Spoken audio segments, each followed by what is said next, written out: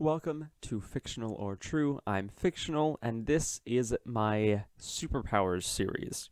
So in this series, I'm going to be breaking down superpowers that I've created, breaking down existing superpowers, looking at superpower categories, and also examining other superpowers and super abilities in other works of fiction. So today, I'm going to be breaking down the 3 ability categories that I have come up with, which I think can classify any superpower. So first we have manipulation abilities. This is any ability that involves manipulating existing things. So it could be something like elemental manipulation, mind control, regenerative abilities, space-time manipulation. Some other examples of manipulation abilities that most people wouldn't think of are augmentation and modification abilities. So super strength would actually fall under manipulation, even if it's permanent super strength, because it is at some point manipulated from the norm. So the second one is generation. This is any ability that involves generating something that isn't in the user's vicinity. So this includes light generation, creation abilities. I'm also including destruction abilities in this one. It includes most types of energy blast, construct-based powers, and also teleportation and summoning. So planar travel falls under generation because it's something not around the user.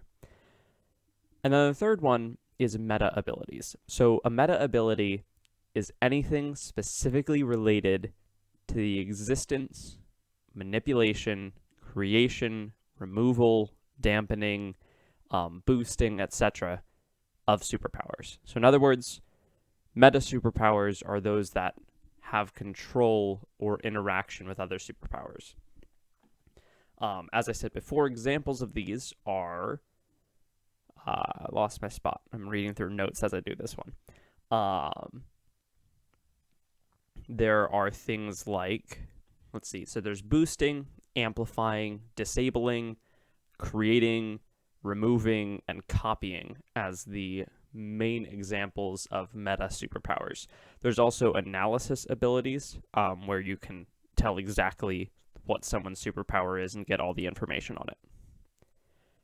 So that wraps up the 3 categories. Now I want to talk about why these are important, how the system of categorization works. So the reason I think it's important to categorize superpowers is because it's easier to find them when you're cataloging them. And pretty much that's the only reason. I think it also becomes interesting when you're talking about ability types and using them as almost a social divide to an extent. So when we look at unordinary, there are 3 divisions of superpowers. There are emitter abilities, transforming abilities, and mutant abilities. And the mutants are often stigmatized because they are unable to turn off their quirks, basically.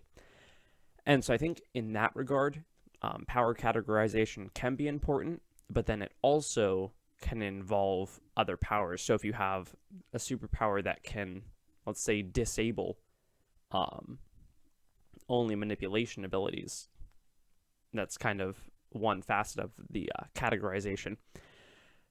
Now, I think every superpower will fall under one of these, but there's also subcategories. So when we look at manipulation, there's elemental manipulation. Under that, you have fire manipulation and water manipulation and temperature and all that.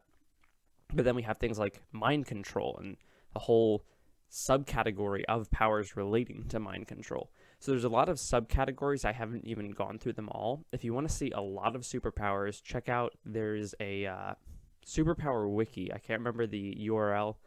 But there you can find almost every, if not every, superpower that has been used in fiction. And so under that, there are some subcategories, but I think that these are kind of the broadest main categories. Now, some people might wonder, why is meta separate when it's simply either the generation or manipulation of a superpower?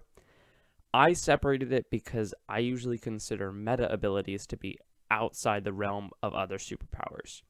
So with all these other things, like generation, manipulation, if there weren't superpowers other than that one power, they'd be fine. But with meta abilities, if you're the only one in the world with a superpower and it's a meta superpower, chances are you don't have a superpower. And so that's why I separated them out. So that is the rundown of the 3 main categories that I have created for superpowers. This is also the first episode in my superpower series. Next episode, which I will probably record within the next week, is going to be breaking down an individual superpower. I haven't decided which one yet. So stay tuned for that. Thank you for listening, and I hope to see you in another episode. Have a good one.